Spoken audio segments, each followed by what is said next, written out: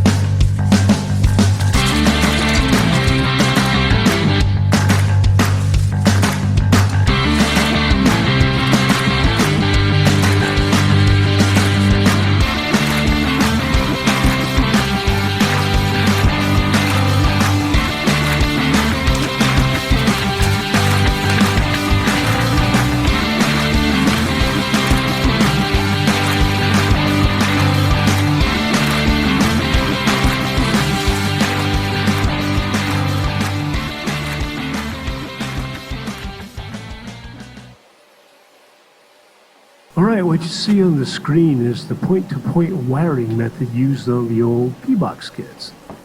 And this size P-Box kit is just like the original, except you can choose your colors, and it comes with a classier base. Now, The new kit, which is a lot larger for 21st century use, still has the same style of holes for discrete circuitry like capacitors, resistors, and stuff. So you see the old 101 electronic project kit IC deal?